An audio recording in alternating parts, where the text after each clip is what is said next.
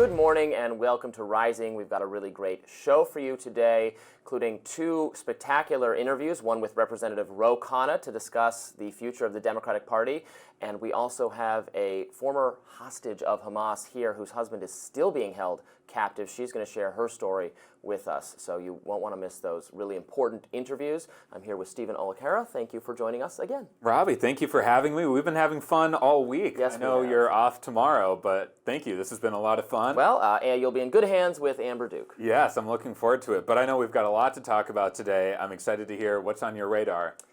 Okay, well, all week I've been detailing the striking and unprecedented nature of the Hunter Biden pardon. Now, yes, there are examples of past presidents issuing also controversial pardons. Gerald Ford, for instance, pardoned his embattled predecessor, Richard Nixon. Most people know about that one. There are also examples of presidents pardoning someone close to them. Bill Clinton pardoned his half-brother, Roger Clinton. That was for drug charges, too, and so it bears a surface-level similarity to Joe Biden pardoning Hunter, though, of course, the Hunter pardon is far more comprehensive, covering not just the drug-related issue, but also tax fraud and, more importantly, any other illegal activity since the year 2014, when Hunter Biden just so happened to join the board of Ukrainian energy company Burisma. It also covers potentially unethical conduct, influence peddling on behalf of foreign governments and business interests, that is maybe connected to Joe Biden, perhaps without the president's knowledge or acquiescence, but obviously directed toward him. Now, we know why Burisma cut Hunter's salary in half as soon as Biden ceased to be the vice president. The bottom line is that the pardon is unprecedented, even though past presidents have used and abused the power of the pardon. So let's say you're a media figure who wants to run cover for Biden in this unprecedented moment. What can you do? Well, one idea would be to simply make up, to invent out of thin air, a similar news story. Enter Charles Pierce, liberal commentator and political blogger for Esquire magazine. Now, Pierce is a prolific and, I would say, foul-mouthed hater of Trump. Earlier this week, he wrote a column for Esquire saying that people should shut the F up about the Hunter Biden pardon because George H.W. Bush did the same thing. He pardoned his son, Neil, for financial crimes. Quote, quoting from Charles Pierce, "Nobody defines Poppy Bush's presidency by his son's struggles or the pardons he issued on his way out of the White House." That's according to Pierce. Just one problem with that. George H.W. Bush never pardoned Neil Bush. Neil was never charged with a crime. He was sued in a civil action, paid $50,000 to the FDIC. What on earth is Charles Pierce talking about? It's made-up nonsense. He was not the only liberal commentator to just wholly make up a controversial pardon that never happened. Grant Stern, executive editor of Occupy Democrats, tweeted the following. Jimmy Carter pardoned his brother Billy Carter, who took over $200,000 from Libya as its foreign agent. George H.W. Bush pardoned his son Neil Bush for his role in the SNL scandals of the 1980s. Nobody thinks those pardons defined either presidency. Joe Biden's pardon of Hunter Biden won't either. So now we're throwing not just George H.W. Bush under the bus, but Jimmy Carter as well. Quick fact check here, neither George H.W. Bush nor Jimmy Carter issued that pardon, the controversial family pardons. This allegation that Jimmy Carter pardoned his brother Billy is made up. Billy Carter was accused of influence peddling on behalf of the Libyan government, Libyan interests, but he was never charged with any crime. Jimmy Carter said at the time he was uncomfortable with his brother's activities and they would have no influence over Jimmy Carter's policies, and that was that. As CNN's Andrew Kaczynski, one of the more fair-minded fact-checking reporters in the mainstream media, I'm a fan of his, he put it like this: neither of these examples are real. Where are people even getting this from? Where indeed? I actually have an idea about that. But first, the greatest example of just hallucinating a pardon that never took place comes from our favorite, our beloved host of The View, Ana Navarro. Earlier this week, she tweeted, Woodrow Wilson pardoned his brother-in-law, Hunter DeButts. There's just one problem with that, as Community Notes, favorite fact-checker of mine of all, swiftly pointed out there is no evidence that Woodrow Wilson pardoned Hunter DeButts. In fact, there's no evidence such a person ever existed. Where did Navarro get this notion? In a subsequent tweet, she explained that she had simply asked ChatGPT about other examples of family pardons, and it had supplied that one. Well, that's a cautionary tale. Don't trust everything you learn from ChatGPT. I would think someone who is as paranoid about misinformation and Elon Musk's changes to X would know to be a little bit more careful about this kind of thing. But I guess not. Meanwhile, Joe Biden's decision to pardon Hunter Biden continues to cause mainstream liberal journalists no end of humiliation. Here's MSNBC's Stephanie Ruhle. Their latest attack has been that Joe Biden has politicized and weaponized the DOJ, right? That was the whole argument around Donald Trump's conviction. And this week, of course, Hunter Biden was found guilty, and Joe Biden has very clearly said he would not pardon his son, he would not commute his sentence. How can Republicans keep making this argument now that Joe Biden has really put it out there? For 4 years, Fox News has been, "Where's Hunter?" And he stood there in a courtroom, flanked by his family, and he's accepted his sentence. Now, we have heard a lot of takes about this pardon over the last day, but it is important to remember a few things. This has absolutely no impact on what Donald Trump has done or will do in the future. It just gives him a new talking point for the next few days. President Biden has a right to do this. It is in the Constitution. If you win the White House, you win the power of the pardon. Cope harder, that's what I say to Stephanie Ruhle. But these were just kind of hilarious tweets that were just totally wrong. And it wasn't even a tweet in the Charles Pierce example. It was actually a column that was published at Esquire, which must not have the most basic fact-checking in place or editing, because, again, he just made something up. I wonder if he also asked ChatGPT, if that's what Grant Stern did. Anna Navarro admits that that's what she did.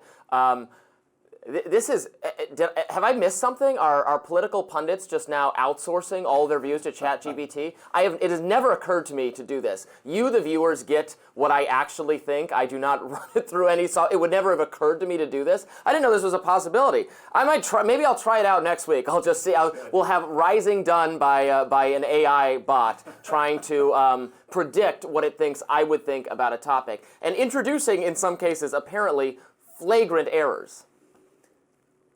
At least she admitted that what she did. I mean, I guess that's a step forward for her. I think some of the people you highlighted in your piece underscore why so many elements of the mainstream media are broken right now, and why I think this moment is quite interesting, this post-election moment. I'm just seeing more humbling of some of these mainstream media figures than I've maybe ever seen before, and I actually think that's encouraging. I think it's completely irresponsible for people who have a big platform, whether it's Anna Navarro or Stephanie Ruhle, to be not putting more thoughts into their commentary, frankly. You can't just put out this kind of misinformation about Woodrow Wilson's pardon and making up a person. So I just think that this is a moment for self-reflection from the media. I think the people who take that seriously and rethink their practices and maybe even reinvent their platforms, they're going to succeed and be in line with where the culture and where our country is moving. The people who don't, they're going to lose viewership and they're going to become irrelevant. Well, it was also reported yesterday by Politico that apparently Team Biden, given that they fear Kash Patel is going to be on this revenge kick, that there could be preemptive pardons coming for figures like Liz Cheney, Adam Schiff, and I kid you not, Dr. Fauci. Yeah. We are going to talk about that more on Rising in a little bit. Stay tuned. You won't want to miss it. Hell to pay. That's the warning President-elect Donald Trump has issued to Hamas this week if the remaining Israeli hostages are not released by his inauguration.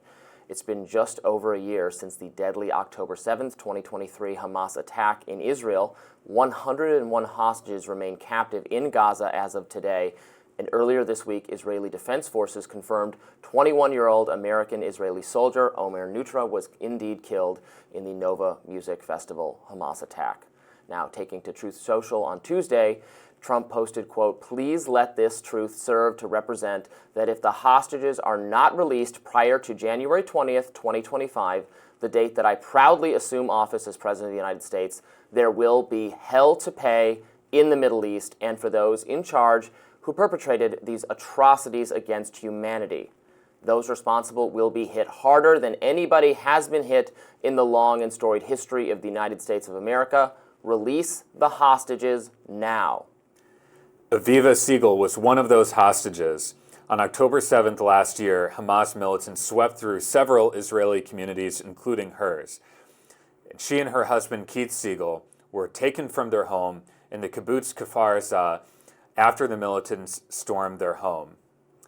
Aviva was held for 51 days before being released on November 26, 2023, during the temporary ceasefire. Keith, her husband of 40 years, still remains captive.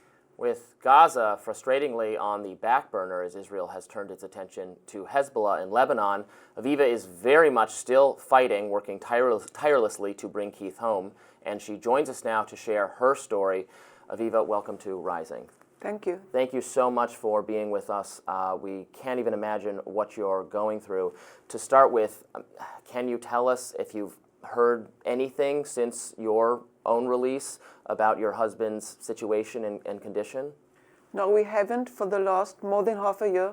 In April, Hamas released a video of Keith while Keith is crying and begging to get out of there. And I just can't understand and can't believe, what is Keith still doing in Gaza? He's an innocent person, he's an American citizen, and he's in the wrong place. He's just going through hell for more than a year, for a year and 2 months nearly. And I know what it's like. I was there. I felt death coming so soon, so many times while I was in Gaza. And I just can't believe that there's so many hostages that are suffering for so long. They've been there for so long underneath the ground. Can you imagine lying on a filthy, dirty mattress for a year and 2 months underneath the ground with hardly any oxygen, while the Hamas terrorists treat you like you dirt, like you're nothing? They eat in front of you while they starve you. They don't give you any water. And they just don't let you move. You have to just lie down or sit down. You have to keep quiet. Did you fear for your life while you were a hostage? There were so many moments that I was sure that they're going to kill me. And so many moments that I was sure that I would never, ever see the sun or the moon again. Aviva, your courage to be able to speak out and come to Washington, D.C. is inspiring to all of us. You're helping people see and hear the stories of the hostage families. What's your message to the American people? What do you want people to hear from you and the other hostage families? I'm talking for the hostages. I'm shouting aloud because they can't. And I want to tell you that no human being should suffer or go through what I went through or what they're still going through. It should not be allowed. The evil should not win. And I know that Trump and Biden are working on these things together. They must be strong. And I want to tell everybody that if the Republicans and the Democrats work together, that will show the world how strong humans and the good can win. And it just will give strength to get this world to be a better world. There is such an urgent need to defeat and eliminate Hamas for perpetrating this. At the same time, there is a fear, of course, that going after Hamas and taking out Hamas puts the hostages in danger, either from being killed in retaliatory fashion or as the compounds and the tunnels are about to be stormed, or even having their lives be at risk because they are in the locations that the Hamas terrorists are.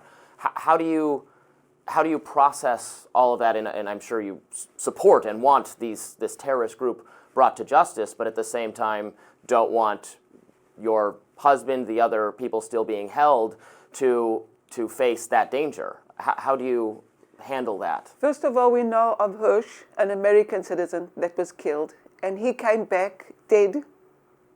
I do not want Keith to come back dead. The situation that Hirsch came back in, he was sick, he lost half of his body's weight, and the conditions that they came back, the 6 hostages, were the worst ever. So everybody's seen that already. And I know that Keith is thin from the video. And I know that he looks like 20 years older than he is by the video, because he just looks terrible. I didn't even see the video. I just saw one picture that you can see all his bones out. So I'm very scared of what they're trying to do, maybe to Hamas, because it just doesn't work together. Hamas terrorists, they're responsible of what Keith is going through, and they're responsible to bring Keith back home and all the other hostages alive to their families. And by killing Hamas terrorists means that they might kill Keith. And it's the worst fear, and I'm really, really scared. I want Keith to come home alive. I know you're here as part of a delegation to speak with policymakers. What do you make of what Trump is saying about this crisis? What do you hope from the Trump administration? I think, first of all, good for Trump. I think that the whole world needs somebody strong enough to win the evil, because it's just the cruelest thing to let human beings that have hearts and feel to be underneath the ground for 1 year and 2 months, starved and treated, because I was there and I know exactly what it's like. It was the worst thing that anybody should go through. There wasn't a moment that I could say to myself, okay, relax, because I was in fear. I was scared all the time that I'm going to die or I'm going to see Keith dead. And I want to tell everybody that they're there, the hostages, lying on a filthy, dirty mattress, just waiting for the next thing to happen, or to be starved, or to be raped, or to be beaten up into pieces, or to be hit, or to be screamed at. Because they just played with us in any way they did. And it's been more than a year. Do you think the Biden administration, the Netanyahu administration, could have done more to resolve this on a much speedier timetable? You know, I don't want to be next to Keith. When Keith asks the question, why did it take so long? What happened? How come anybody in this world that could lead the world to be a better world left me underneath the ground, dying slowly? Keith isn't here. I can't see Keith next to me. And until I see Keith in front of me, I'm just going to continue screaming out and asking and begging anybody that can help. Kiva, we so appreciate you coming here to share your story and for speaking out, and we wish you all the best and, of course, the speedy return of your husband and all the other hostages. This must come to an end. Thank you so much for being here. Thank you. Thank you for having me. More Rising right after this. Pete Hegseth, Donald Trump's pick to run the Department of Defense, is continuing to battle to be confirmed as that secretary. President-elect Donald Trump has picked him, as I just said, to be the Secretary of Defense, and Hegseth has been on the Hill in a full-blown media blitz, determined to try to salvage that nomination. Hegseth has been accused of sexual misconduct, financial mismanagement, and drinking on the job. The first portion of the media blitz involved his mother, Penelope, on Fox and Friends yesterday. If we all went back 7 years, we would see that maybe we were not the people we are today. I'm sure many of you across the country understand how difficult divorce is on a family. There's emotions. We say things, and I wrote that in haste. I wrote that with deep emotions. I wrote that as a parent, and about 2 hours later, my husband tells me I should think through things a little bit more, but Pete and I are both very passionate people. I wrote that out of love. And about 2 hours later, I retracted it with an apology email, but nobody's seen that. So it was a difficult time. I want to say something about the media. And part of today is to discredit the media and how they operate. That was her version of damage control. Remember, she called him an abuser in a 2018 leaked email that made the rounds in the media. But Hegseth is fighting back. He took to X to defend his record in a series of posts. One saying, "I'm doing this for the war fighters, not the warmongers. The left is afraid of disruptors and change agents. They are afraid of real Donald Trump and me, so they smear with fake anonymous sources and BS stories. They don't want the truth. Your warriors never back down, and neither will I." Some of his supporters, like Fox and Friends weekend co-host Rachel Campos Duffy, are backing him. America needs Pete, she writes. Trump needs Pete. Don't let the deep state military-industrial complex pick our next Secretary of Defense. Stand with Pete. Call your senators. Hegseth then took to his pen, wrote an op-ed in the Wall Street Journal saying, I have never backed down from a fight and won't back down from this one. I am grateful President-elect Trump chose me to lead the Defense Department, and I look forward to an honest confirmation hearing with our distinguished senators, not a show trial in the press. He capped off his media blitz with an appearance on Megyn Kelly. Take a listen. For so long, what was said about me, what has been said about me, it was so ridiculous and all anonymous that we didn't want to give it oxygen. You don't want to respond to things that don't merit response. And so we haven't, but sitting here with you and going forward, the media is driving with this ridiculous narrative. It's our time to stand up and tell the truth and our side. And he knows that. And so he supports me. I won't betray what we talked about specifically, but he said, you go out and meet those senators and I've got your back. It means a lot to me. Tells you who that guy is. Never had a drinking problem. No one's ever approached me and said, oh, you should really look at getting help for a drink. Never. I've never sought counseling, never sought help. I respect and appreciate people who do. But what do guys do when they come back from war oftentimes? Have some beers. How do you deal with the demons you see on the battlefield? Sometimes it's with a bottle. Unfortunately, tragically, for too many guys, it's with the bottle, and then it's depression, and even worse, suicide. I mean, we've got an epidemic of that in our country. Thank God, by the grace of God, I found my chapters of purpose that pulled me out of that.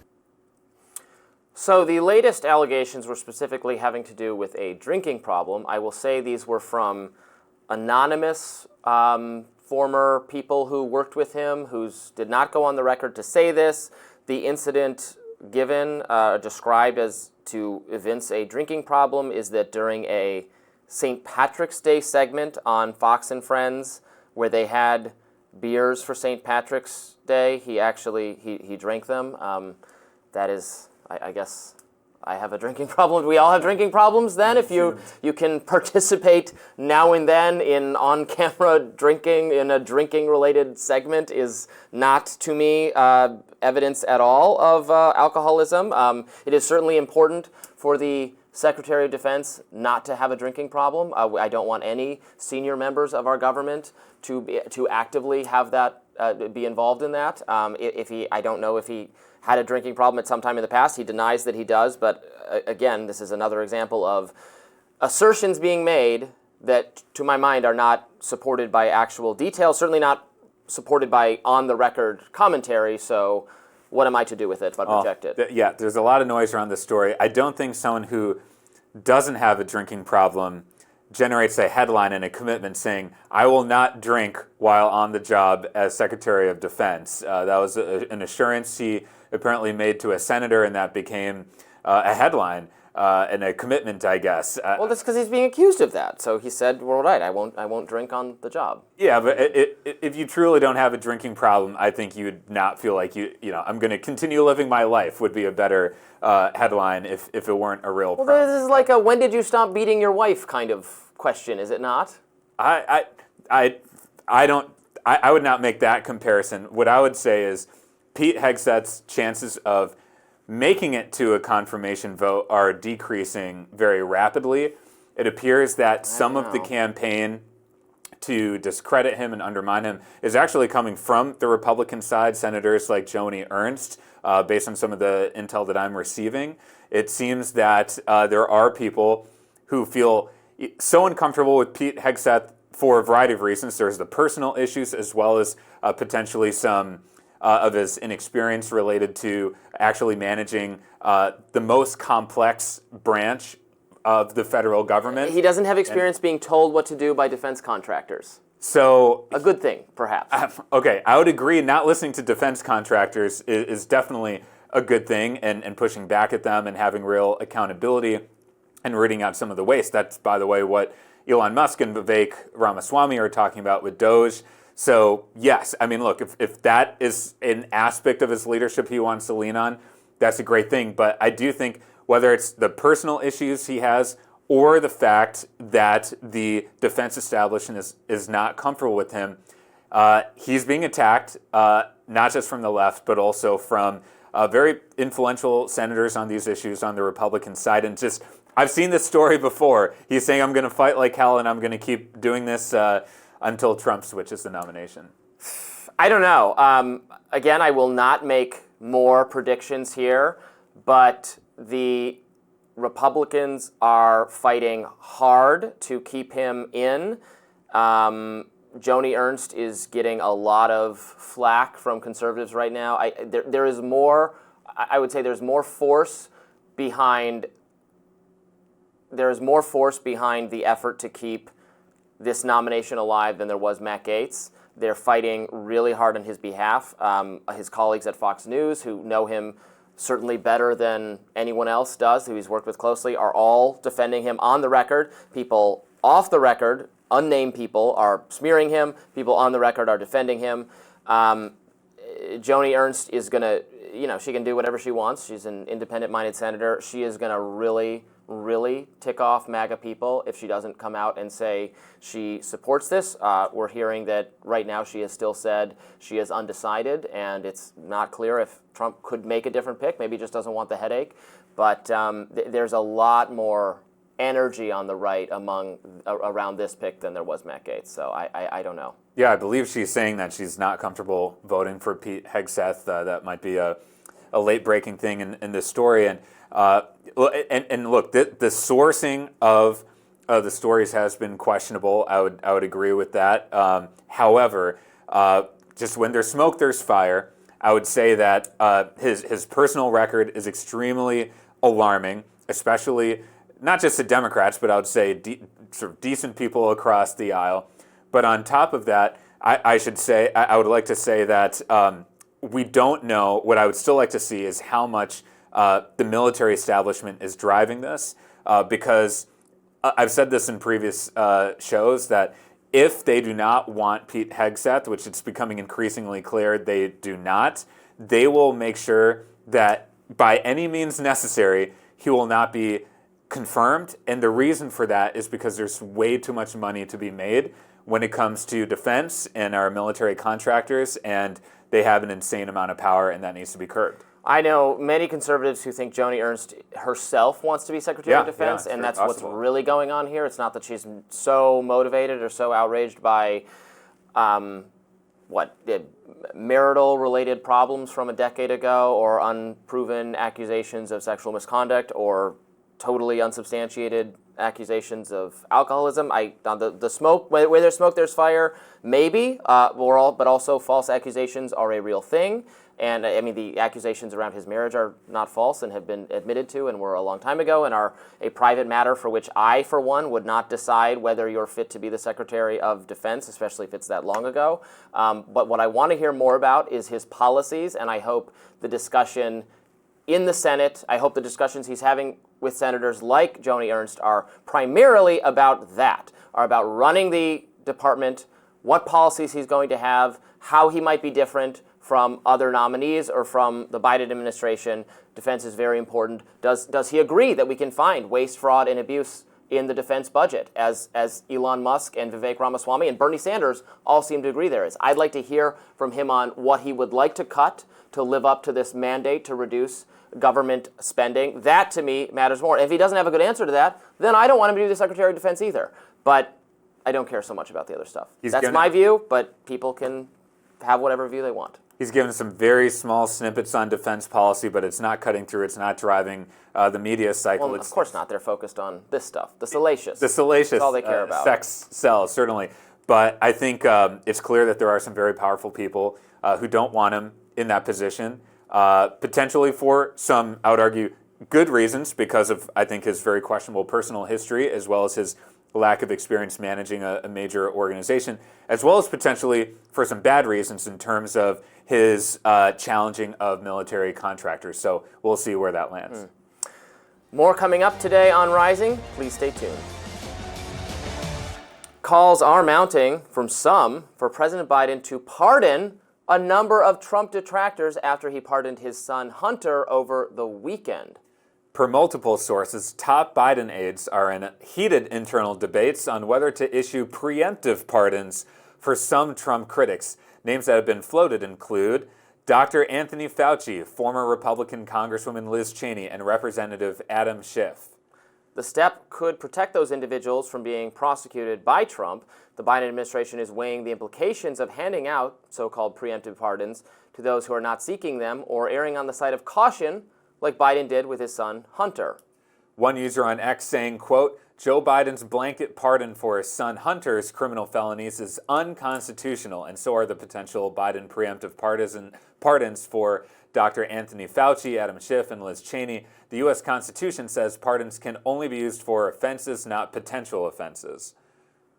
Another user on X saying, I would fully support President Biden giving blanket pardons to people like Liz Cheney, Adam Schiff, and Dr. Fauci. It's a shame that we have come to this, but Donald Trump has pledged to go after his perceived enemies, and some folks need protection. What do you think?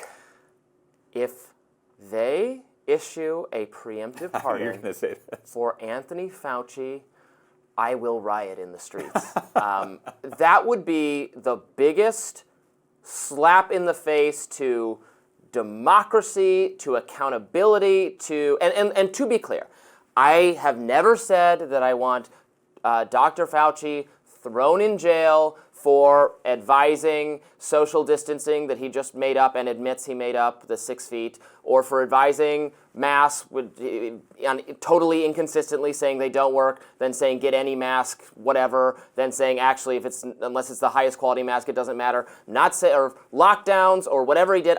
His pandemic policies are policies. He should not be held criminally accountable for them. He should be held accountable in the court of public opinion. What we want to know and must investigate and should investigate is whether the research that he approved of funding, that he was the guy who signed off on doing it, even during the period of time where the Obama administration had banned it, that research that the Energy Department and the FBI thinks contributed, perhaps, to the very pandemic that Dr. Fauci was then placed in charge of fixing, it could be his fault. He could bear some culpability there. We have to do an investigation. It has to be in accordance with the rule of law. To rule that out with a preemptive pardon would be a truly despicable act, and Joe Biden should not do it. He shouldn't pardon any of these people. I don't know is Liz Cheney going to be prosecuted for something? I haven't heard any, in my secret Trump meetings, I haven't heard any talk of that. I think the spirit of where it's coming from when I talk to my elite Democratic friends is just straight up fear. They think that the Trump Justice Department is going to come after all of them. They think that Trump is running a battering ram through all of our democratic norms. So this is all a fear-based response. We will only know during the Trump administration whether or not those fears were justified. I think these kind of preemptive pardons would be either highly unusual or maybe have never happened. Do you know? I don't think anything like that has ever. We're getting pretty out, norms being smashed here. Right. Pardons for, the Richard Nixon pardon was for any crimes he may have committed. I don't remember the exact wording of it. I think it was also a time period while president, I think, is what the wording of the pardon was. So the Hunter Biden one was broader than that because it covers a wider time period, and anything he might have done, he's been convicted of some things, he's just been suspected of others.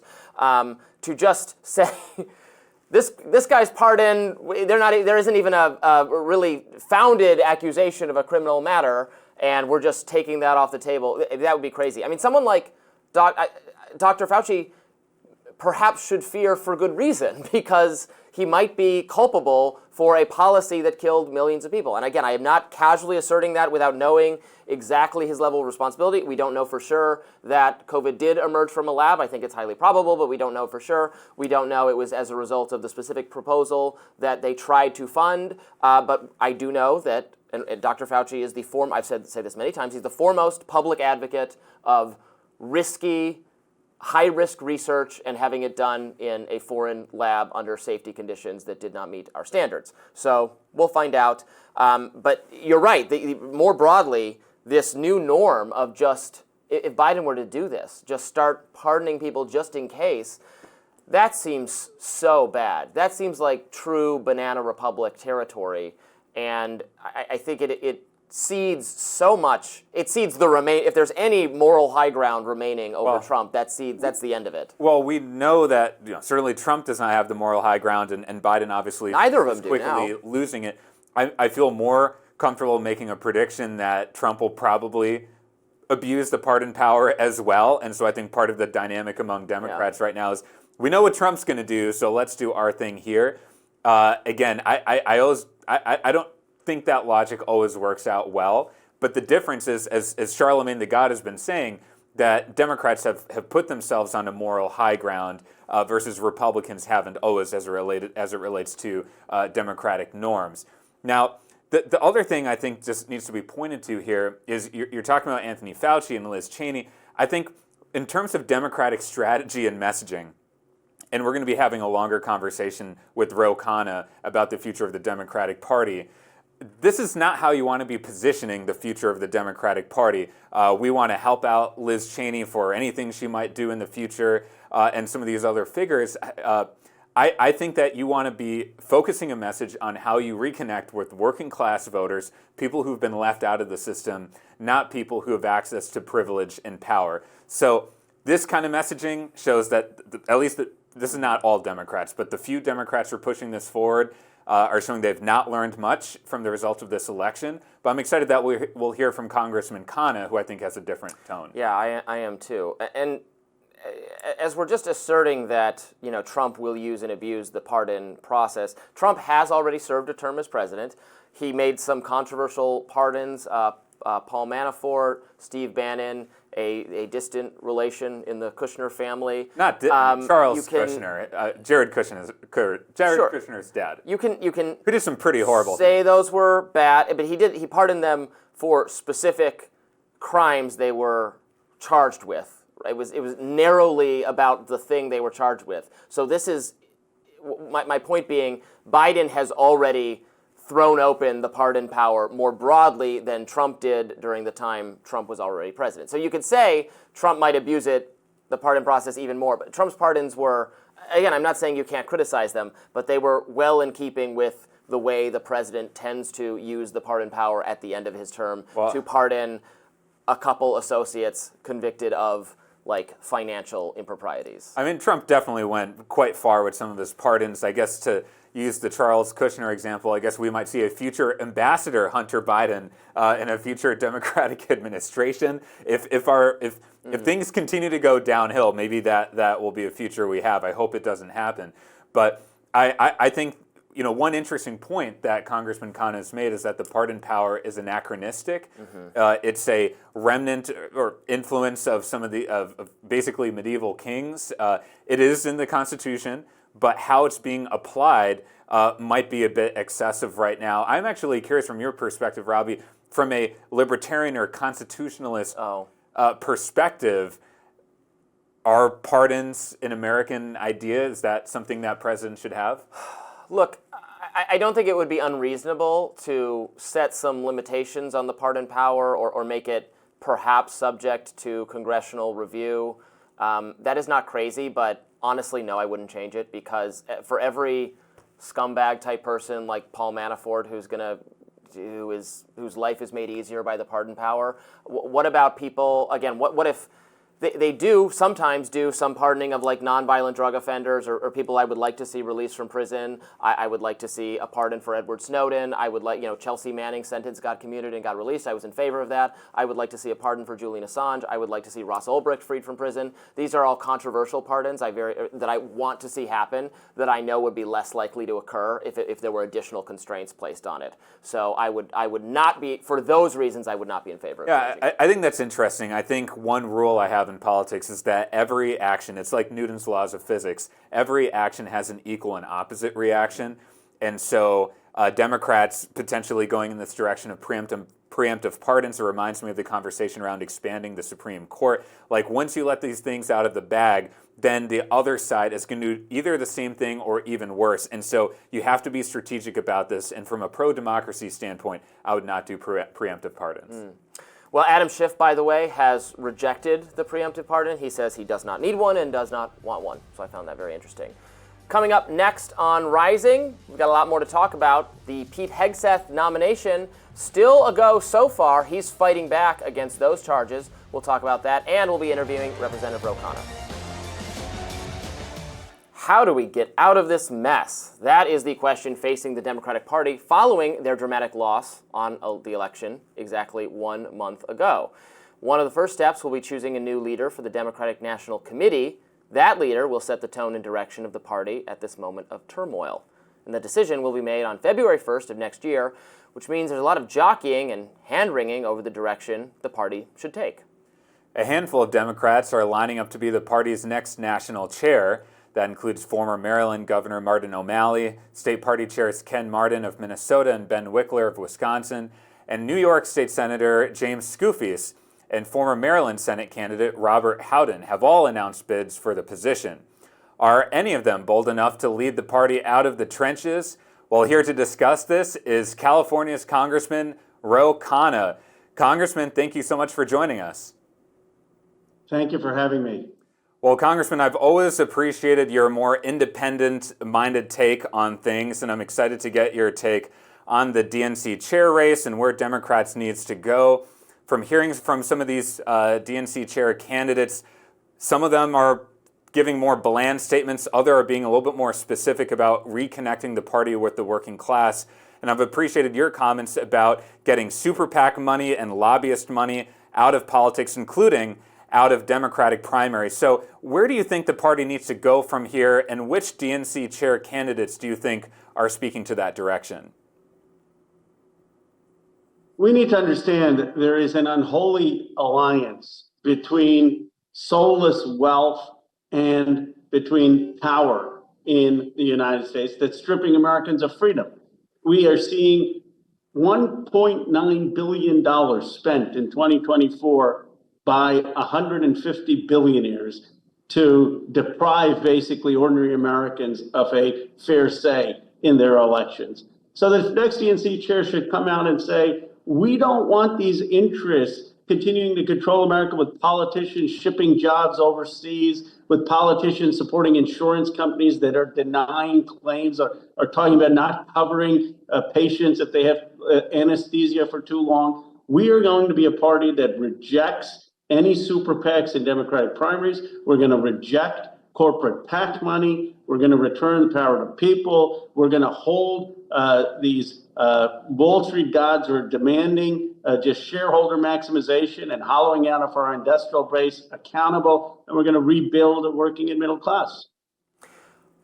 What do you think about working with Donald Trump, working with the incoming administration, which won this significant victory over the message that Kamala Harris had, or the Harris-Biden message Trump is talking about, or people like Elon Musk, who is himself a billionaire, talking about finding areas of the government to cut. There are some areas of agreement, right, between libertarian people like myself and progressives like you on maybe in the defense budget. Are there areas of government where there could be something done constructively? Sure. We should be against wasteful spending. I want to spend money to build America. I don't want to waste money. And if Elon Musk and Vivek Ramaswamy are going to look at the 5 prime contractors that have had a stranglehold on our defense budget, then I've said I will work with them. I led the effort with TransDigm, which was ripping off taxpayers, charging 1,000% more for the same parts that you could get commercially at a much cheaper rate. And we got a refund for TransDigm, and that's all over the defense budget. So I hope they will look at the largest part of discretionary spending and go after that. But there's also waste in other parts of government. I mean, there are redundant agencies, redundant missions. Democrats shouldn't somehow be wedded to a government in its exact current form. We should be open to saying we want effective government, and we're willing to cut waste. I think a lot of those ideas are compelling, Congressman. And so what do you think are some of the concrete things in terms of both policy and culture that the Democratic Party needs to change on for some of those ideas to gain more traction. And going back to your points about getting the big money out of politics, I agree. I think we have a system of legalized bribery and it needs to stop. And it seems to me that Democrats would be well served by really championing that issue, but also doing specific things in the House, maybe through a change of House rules, for example, to stop that. So what are some of those specific things for you, and what do you think can happen in this upcoming session? Well, let's be very concrete. I mean, obviously, we should be forbidding super PACs, regulating the money to super PACs that Maine did, so that politicians shouldn't be able to give millions of dollars to these super PACs. They should be limited, just like they are in contributing to candidates. We should have a tax rate if you want to ship jobs to Mexico, like Stellantis is doing, that they have to pay a 21% tax rate. Right now, you get to ship jobs to Mexico and pay a 10% tax rate. You have to pay a higher tax rate here in the United States. We should demand that it is harder for a company like Stellantis to have foreign ownership, where they're laying off people in Ohio and Michigan while their CEO doesn't even live in the United States of America. We should be focused on how we stop leveraged buyouts that hollow out companies and demand that they not build factories. I mean, I was appalled that Pat Gelsinger was pushed out of the Intel because he said, I want to build new factories. Literally, the New York Times said, Gelsinger said he wants to build too many new American factories. That's why the board is pushing him out. The system is broken, and it's led to politicians selling people's means of making a living offshore for cheap wages. And that's what the Democratic Party needs to fix. Some of those, I agree with you. Certainly in theory, it would be great to have more manufacturing capacity in the country, more jobs for Americans. I think that's a very appealing political message. But of course, at the same time, one of the biggest issues in this last election was the high price of goods and services. And I know that the reason they move these factories overseas, or we rely on overseas production, is because of the high cost of doing business in the country. And so, I think it's interesting to think through what policy proposals can bring those jobs back here without making such prohibitive costs that we all end up having to pay more for everything, which is the number one concern of Americans right now. Well, it's a fair point on inflation, but as you know, that was caused by COVID because we were so dependent on overseas manufacturing. We didn't make baby formula here. We didn't make masks here. And what ended up happening is we were paying Chinese and Korean shipping companies an arm and a leg because we were so dependent on an overseas manufacturing base. And it was COVID causing those problems with the supply chain that led to inflation. So if we had more production and production capacity in the United States, that, in my view, actually would be deflationary.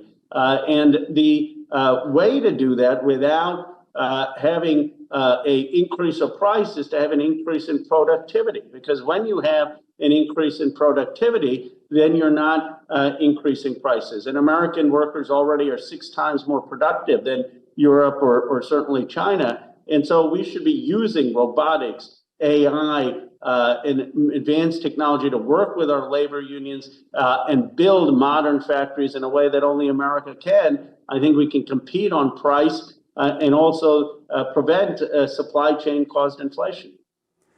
Congressman, I think you spoke about partnering with Elon and Vivek on Doge, and you've just spoken out on a number of issues that step out of the sort of the DNC talking points, as I would put it. There are many issues that I've been trying, whether it's your take on the Hunter Biden pardon. You were one of the first people to say that your home state Senator Dianne Feinstein should resign. You've worked in a bipartisan way with many members of Congress. I'm familiar with your work with former Congressman Mike Gallagher, but you've also aligned with the progressive wing of your party.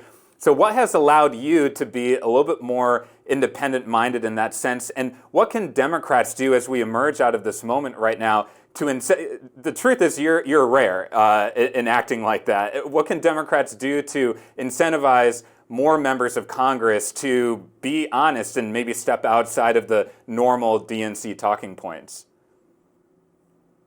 Well, you're kind to say that. I think there are others who share my view, but I think it's just basic common sense and love of America. I was born in Philadelphia. I grew up in Bucks County, Pennsylvania. I think of often when I'm thinking about politics, the kids who I played street hockey with or was in Little League with. I was never really good at on the plate, but that they used to watch the bump when I'd come up. But I had a lot of folks who grew up on my street. They were kids of electricians, kids of nurses, some kids of a vice president of a big company.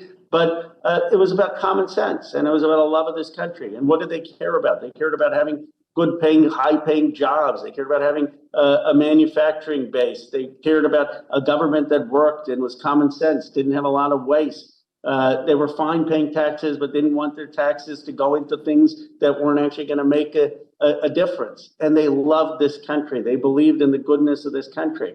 And those are the common sense values I take to what I want to do. So yes, I'm progressive because I want to make sure that everyone has a little security in healthcare and education and housing. That's why I'm for Medicare for all, so that they can be free, right? The Second Amendment, which says, so we could have a free state. Well, how can you be free without some security in education, healthcare, and housing?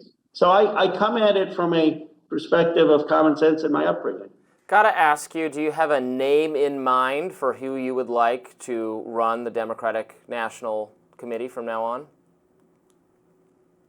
You know, I don't. I have a platform in mind, and I want to see how these folks deal with the platform. Now, look, the DNC chair is not going to define the vision of the Democratic Party. What's the last DNC chair that ever did that? They're more of a political operative. But I think what's important is that they're fair, so that we get the big super PAC money out, that they're connecting to the grassroots of the party. You know, I think of my father, who after he retired, he was a Northampton Township committee person and then became chair. And they would organize things with plays, and they'd organize at firehouses to the community. That's the heart of the Democratic Party, not just the donor class and the consultant class. I want a chair who's going to build that in all 50 states and build that kind of civic local engagement as well as getting the big money out of politics. Representative Ro Khanna, thank you so much for joining us today. We appreciate it. Thank you. Breaking news, the NYPD has released 2 photos of a person of interest who's alleged to be the perpetrator in that horrific New York murder from yesterday. Now, the gunman is still at large in the shooting death of UnitedHealthcare CEO Brian Thompson, who was gunned down in Midtown Manhattan on Wednesday. In video footage, the suspect is seen walking behind Thompson and opening fire, shooting him in the back. 3 bullet casings were recovered at the scene with the engravings "Denied, Defend, Depose." The NYPD has determined that the shooting was a targeted attack, and it released video of the hooded perp in Starbucks before the shooting. A motive is not yet known, but CNN reports that a source with knowledge of the investigation said UnitedHealthcare's parent company, UnitedHealth Group, was aware of concerning threats against its high-level executives. The high-level incident is polarizing users on social media who have theories about what led to the shooting death of a higher-up in one of the country's biggest healthcare companies. In a since-deleted post, left-leaning journalist Taylor Lorenz took to Blue Sky, calling out how insurance company Blue Cross Blue Shield is ending coverage for anesthesia in some surgeries. She wrote, quote, "And people wonder why we want these dead." She also posted pictures of the Blue Cross Blue Shield CEO and a meme about UnitedHealthcare CEO's death. Lorenz shot back at criticism, posting, quote, "People have very justified hatred toward insurance company CEOs because these executives are responsible for an unfathomable amount of death and suffering. As someone against death and suffering, I think it's a good to call out this broken system and the people in power who enable it." Claire Lehman reacted, writing on X, quote, "I had no idea she was this crazy," referring to Taylor Lorenz. And another Twitter user wrote, "Has she lost her mind?" Jordan Schachtel, an independent journalist, says, "I got banned from Blue Sky for declaring that there are only 2 genders. Taylor Lorenz is inciting acts of terrorism, and it's okay because she is on the right team." Ken Klippenstein, an independent journalist on Substack we've had on the show many times, he has a more nuanced take, saying no murder is bad. The jokes about the United CEO aren't really about him. They're about the rapacious healthcare system he personified and which Americans feel deep pain and humiliation about. So lots to get into here. I want to return to the reaction from the left, which I found just appalling in a moment. But on the details of the case, so now they've released this photo of the suspect, these two photos. They don't have a name yet, but the way this works is usually after the NYPD puts out such photos, they are swiftly identified by people who know who the suspect is. So I assume we will have a name pretty soon. I was interested in this. Yesterday there was some reporting that this individual who just is like a math tech nerd who monitors the city bikes in their like geographic locations in the city was describing which one he thinks the suspect escaped on. So there's some interesting tech going on here with how surveillance makes it easier, thankfully, to apprehend criminals in these cases. So I have no doubt the NYPD will be able to figure out who this suspect is and find them.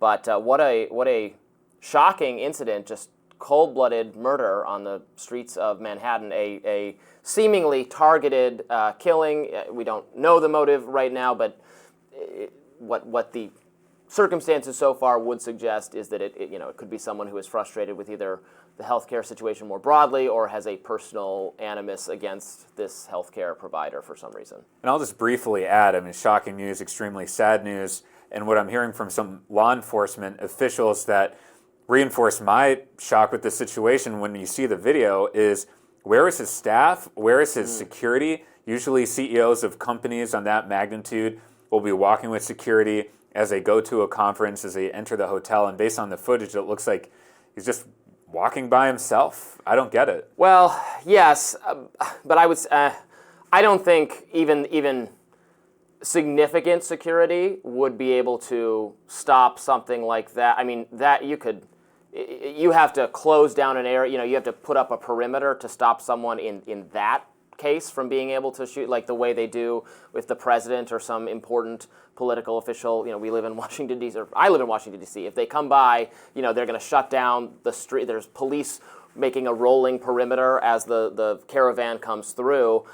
I don't, short of doing that, I don't think you're going to be able to prevent this kind of violence, which is very rare to have a targeted, almost assassin-type activity happening here.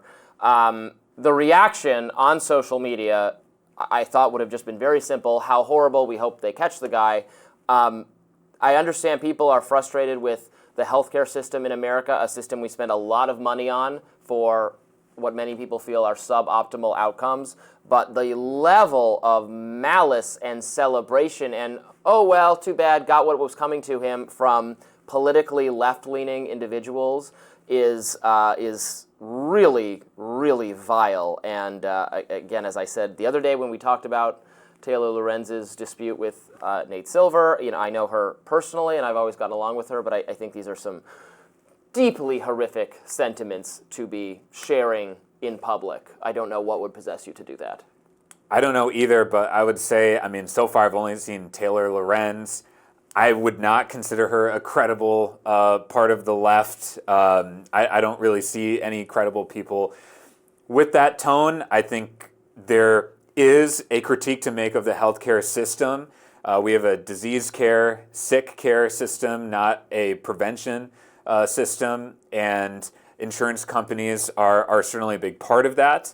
And I'm actually a former customer of UnitedHealthcare. People can have plenty of gripes with UnitedHealthcare, but the way you channel that discontent is by voting, by advocating for meeting with your congressman or woman or your local elected officials to systemically change our healthcare system and also work on some of the root cause issues that we've been talking about with people like Congressman Ro Khanna, the corruption, the legalized bribery. If you look at the lobbying money that UnitedHealthcare and other major insurance companies are funneling to elected officials, those are bribes. Do you think they're giving that amount of money to members of Congress just because they want to make a donation? No, they want things in return. And what I've seen firsthand with members of Congress is that when they go across the street to ask people for those donations, they have lobbyists walking into their office and writing bills and even handing over legislative text. And that's what needs to change. It's not just Taylor, though. Malcolm Harris, a leftist writer, had some very flippant, people can decide for themselves what they think about it. tweets on the subject, and then like every on Blue Sky and even on Twitter, stories about this are just like flooded with no name people, but people saying like rejoicing or making fun of the guy getting murdered. It's just really awful. I mean, to the degree that you have a few individuals who I think are problematically sharing those sentiments online, I would say two things to that. One is it's just a great example of why our politics has become too toxically tribal, where someone in your tribe or someone that you hate, you can hope for their death and hope for the death of other people like them. That's what's the problem here. Right now in our country, we have a situation where 2/3 of Americans see people of the other side or a different political stripe is not just different, but fundamentally evil. And when you point out political enemies like that, the toxicity rises, and some people that I strongly denounce sometimes want to call for the death of people. I think it's completely inappropriate. And I think the second dynamic here is, frankly, social media influencers who like going viral. They're incentivized to do it. If it bleeds, it leads, and hate sells. I think that's wrong. And you need to choose how you want to use your online tools. I once had a conversation with Martin Luther King Jr.'s son. I asked him, how would your father be using these social media tools? And he said, my father would be using these tools to spread messages of love and justice and not hate. And I think we can all take that message. Charlemagne the God and The View's Whoopi Goldberg went at it over the pardon of Hunter Biden. The Breakfast Club host Charlemagne the God believes the president let his son off the hook. He was not having it. Let's watch. I think all of the criticism is valid because, Democrats stand on this moral high ground all the time and, they act so self-righteous. The reality is he didn't have to say anything in regards to, whether or not, his son wanted to be pardoned. He could have said, hey, man, I'm not focused on that right now. But since they were calling Trump a threat to democracy and they were saying that, nobody's above the law, but they were speaking about him, that's what they were running on. So when he kept saying things like, nobody's above the law, I respect, the jury's decision in regards to my son, he didn't believe that. But he didn't have to volunteer that lie to begin with. That's when things got testy between Charlemagne and Whoopi. Let's watch that part. I'm going to stop you for a second. Uh-oh. Only because you don't know that it was a lie. We don't know why he changed You really think he just changed his mind over Thanksgiving weekend all of a No, sudden? I'm going to tell you what I think. Okay. Yeah. I think he changed his mind because he got sick of watching everybody else get over. And this is just my feeling, because at some point you get to the place where you just go, so I'm just going to follow the straight and narrow always, because that's what's expected of Democrats. But that's their fault. They're the ones that go out there and they stand on this moral high ground. Listen, they don't have to do that. I'm a Democrat. Tell me what the moral high ground is. The moral high ground is nobody's above the law. I respect what the jurors are saying. He don't have to do that. So we're mad at him because he changed his. Oh, no. By the way, I'm not mad at him pardoning Hunter Biden. But you sound like you're mad. No. And here is Whoopi still standing by her man. Can you explain to me why it is that when Joe Biden does something, everybody clutches their pearls? He's wrong. Nobody he lied. has criticized Donald Trump more than me or Charlemagne the God. I'm sorry. Yeah, people have criticized him more. I've criticized him more. We've all criticized him more. But you're missing my question. Okay. My question is, what is it that makes people flip out with Joe, but we don't have the same kind of thing? Well, I don't think people are flipping out with Joe. I think Democrats are flipping out with Joe because Democrats believe that they don't represent what he's currently representing. But that's just not true. That's why I say they stand on this moral high ground that simply does not exist. And I think this is also the problem when we pick sides, right? We've turned political parties into teams. I'm a Dallas Cowboy fan. Ain't nobody more delusional than me, right? Okay? I feel like we're going to the Super Bowl every year, but I'm not delusional. Well, no, that is delusional. But when it comes... But when it comes to political parties, if you pick a side, right, if you say you're a Democrat, if you say you're a Republican, you refuse to be objective about anything. That's why I'm an independent. Yes, but I think that's the best way to go. But that's not a monolith. We're not, Democrats are not a monolith. But why can't you say when Democrats are wrong? And why can't Republicans say when Republicans are wrong? I'll tell you when Democrats are wrong. So you don't think Joe Biden is wrong? No, I don't. And can I just point this out to you? The president has a part in power, right? I didn't say you were ridiculous, Ms. Goldberg. Yeah, I would never. I said that. I just think that. Think about it. Just think about it this way.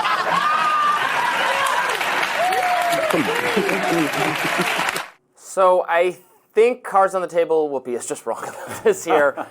It's as Charlamagne the God said, he didn't have to promise that he would not pardon Hunter Biden. He didn't have to direct Karine Jean-Pierre to hammer that point home over and over again. He didn't have to put mainstream media commentators, liberal commentators, in the position of celebrating him for promising to do this, his fellow Democratic representatives in the position to gloat on TV that they're not like Donald Trump, they're not like Republicans, the leader of their party would never do something so corrupt, so unethical as pardoning his own son. He didn't have to do all that. He did.